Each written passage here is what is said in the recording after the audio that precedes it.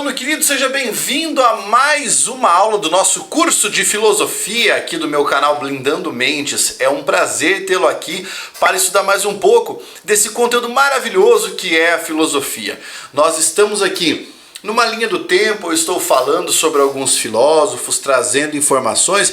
De vez em quando eu trago um vídeo diferenciado para trazer algumas espécies de reflexões a respeito de situações da sociedade à luz da filosofia. Mas eu nunca abandono a publicação a respeito dos filósofos, porque na minha opinião, você como entusiasta de filosofia tem que conhecer esses caras, né? Precisa conhecer, precisa buscar os livros, precisa fazer as leituras, porque é sempre algo sensacional.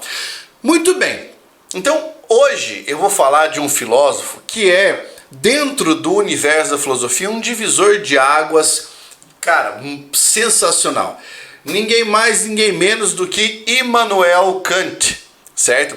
É um filósofo prussiano e nós vamos discutir um pouquinho do que ele fez dentro da epistemologia, da teoria do conhecimento, e o que foi que ele fez dentro do terreno da ética, do estudo da moral, né? Ele foi um grande filósofo, talvez um dos maiores em relação ao estudo da moral, antes da moral e da ética, né?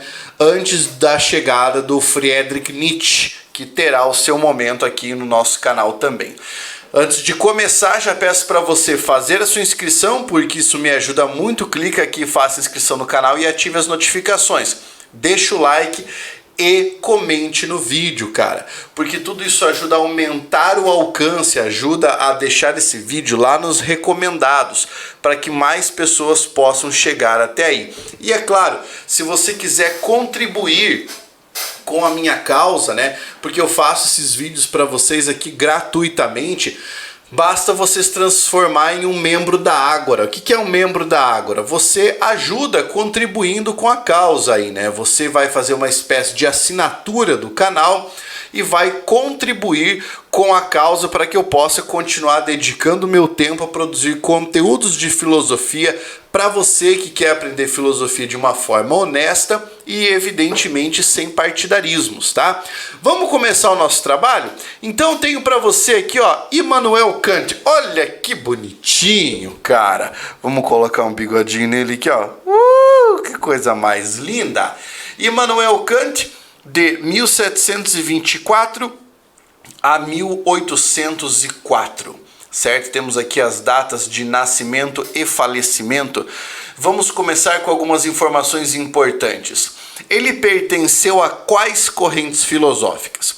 Na realidade, nós localizamos o Kant como um filósofo iluminista, tanto é que uma das publicações dele é justamente sobre o iluminismo, né? Resposta à pergunta o que é esclarecimento, porque na realidade, esclarecimento é um termo que foi usado para traduzir o texto dele. Que na realidade, esclarecimento no alemão, no idioma alemão, alguma coisa como Aufklärung, né? Nesse caso aqui, seria o iluminismo. Então, essa é uma resposta à pergunta o que é iluminismo. Então, ele está circunscrito no bojo do iluminismo.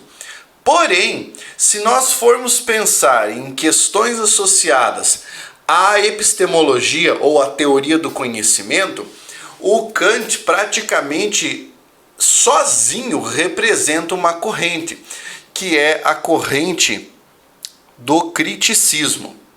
Você já vai entender o porquê disso, tá?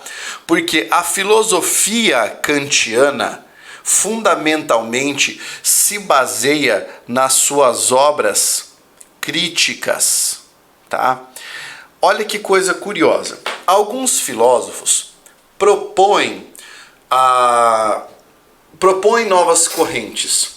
Outros filósofos discutem correntes que já existem. Então você pega, por exemplo, na esteira do racionalismo, você tinha filósofos que, partindo da teoria cartesiana, discutiam o racionalismo. Então eles estavam imersos nos princípios cartesianos e racionalistas. você tinha filósofos que, partindo do empirismo, discutiam as filosofias ou os pontos de vista, né, empiristas. Vamos pegar, por exemplo, o David Hume, tá? Sobre quem nós já falamos e tem aula aqui no canal para você assistir. Mas o Kant faz uma coisa diferente.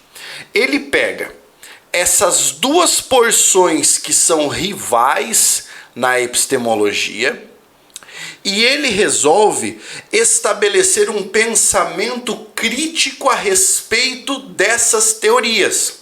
Então ele fará a crítica daquilo que havia sido produzido.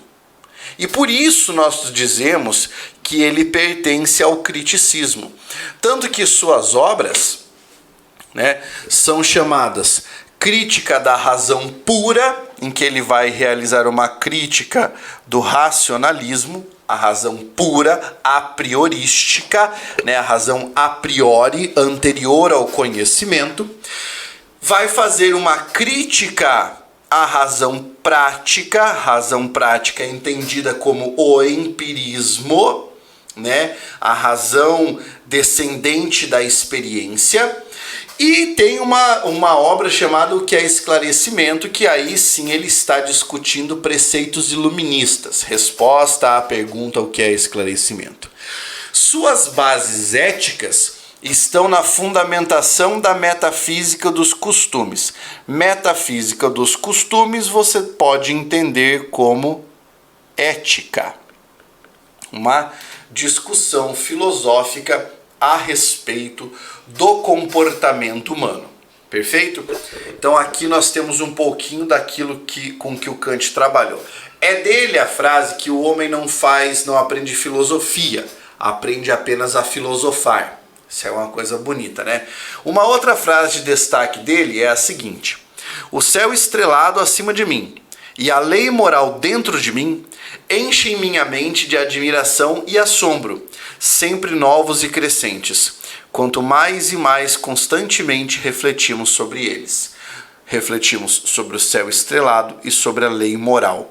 Ou seja, isso enche de assombro e suscita sempre mais dúvidas, sempre mais discussões. Um pouquinho da biografia do Immanuel Kant para você saber quem foi esse cidadão. Tá aqui mais um retrato dele, uma pintura, né? Ele nasceu em Königsberg, na Prússia Oriental, que hoje é parte da Rússia. Ele ingressou no curso de teologia aos 16 anos. E você aí, aos 16 anos, jogando Free Fire, né? Pelo amor de Deus. Primeiros tratados de filosofia que ele escreveu sobre a influência de Newton e Leibniz, né? Então, Newton com os seus princípios físicos e Leibniz com seus princípios lógicos.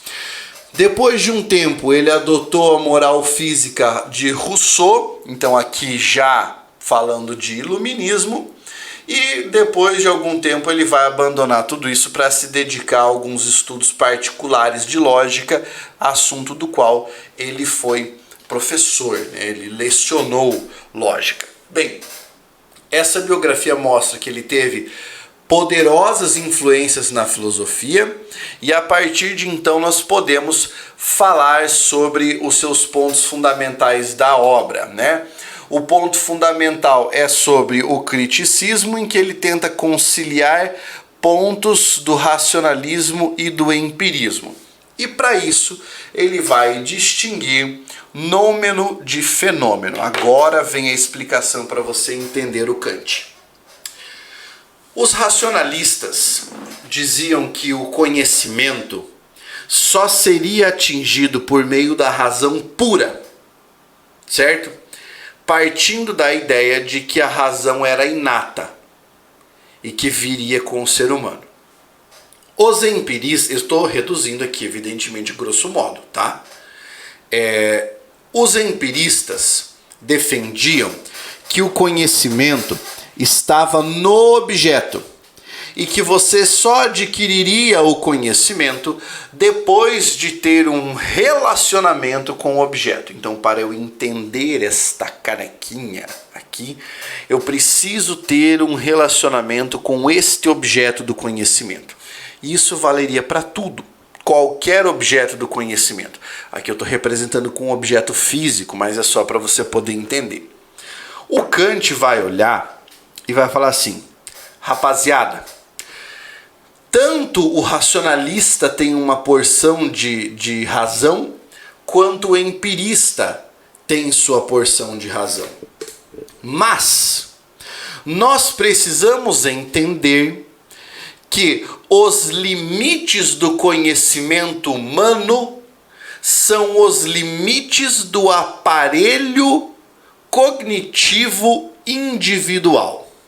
Ou seja, você nunca consegue perceber, enxergar, ter um relacionamento pleno com o mundo em si.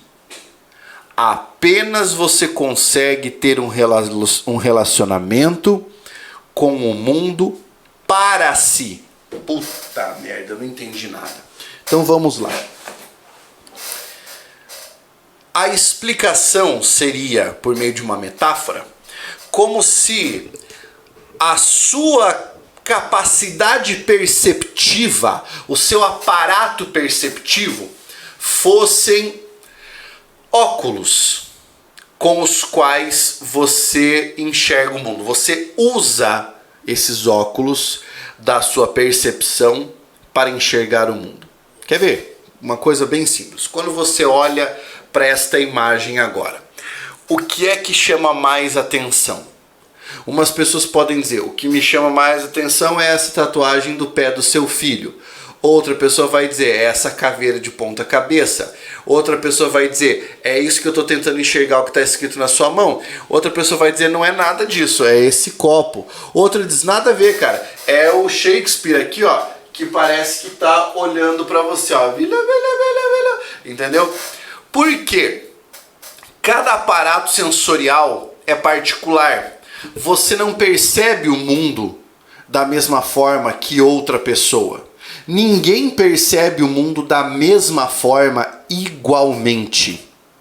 Ou seja, o mundo existe como uma realidade em si, mas essa realidade é inalcançável por meio do nosso aparato.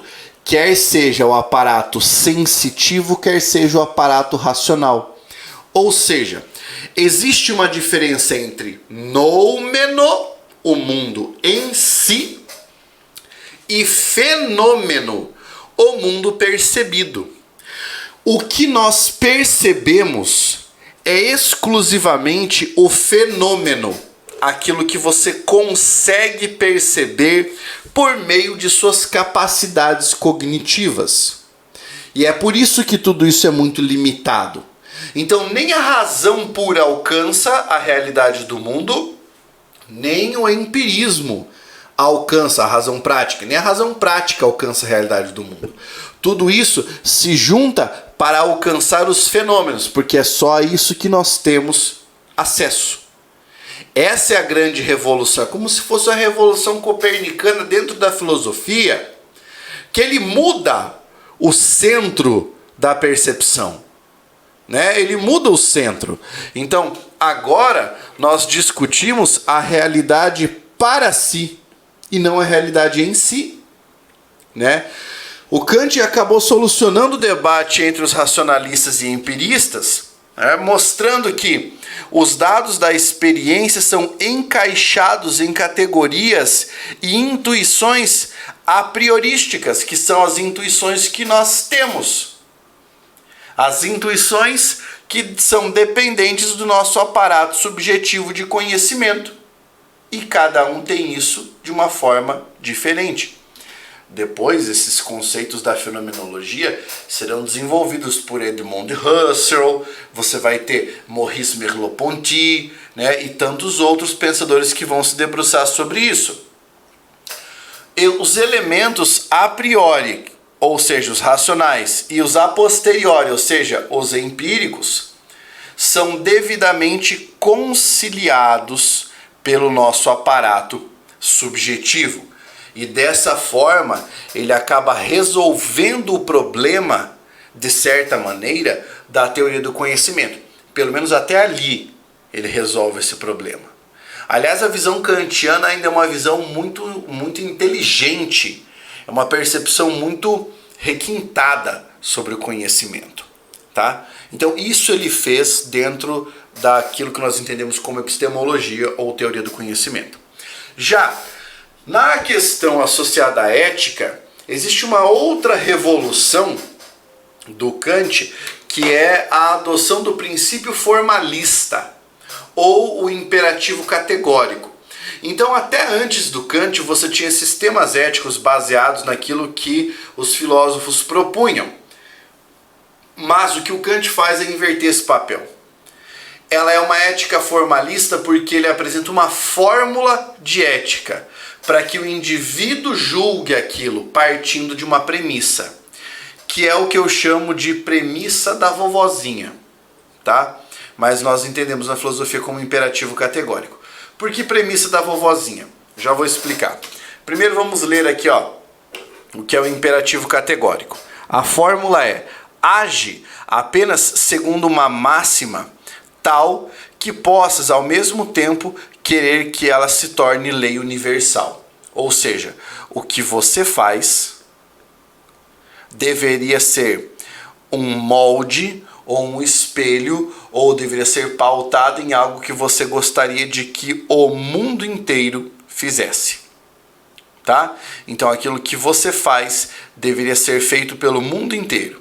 Se o mundo inteiro fizesse, as consequências seriam positivas, né, ou negativas. Se forem positivas, então pode fazer. Se forem negativas, então não pode fazer. E por que eu coloquei essa simpática senhora aqui dando esse conselho? Porque é aquela frase que a sua avó falava: não faça para os outros aquilo que você não gostaria de que fizessem para você. Basicamente, essa é a fórmula do imperativo categórico. E aqui ele também acaba mudando, porque em vez de criar um sistema filosófico ético complexo, ele coloca o indivíduo como centro desse pensamento a respeito das condições com base numa fórmula de comportamento. O que é algo bastante interessante se você pensar em relação àquilo que havia na ética até então. Curtiu uma explicaçãozinha sobre Kant? Então manda esse vídeo aí para seus amigos, na sua roda de debates. Manda isso aí para a galera poder discutir, para a sua sala de aula que está precisando estudar filosofia, e vem estudar filosofia junto comigo aqui no canal. Um grande abraço, até a próxima. Força, guerreiro!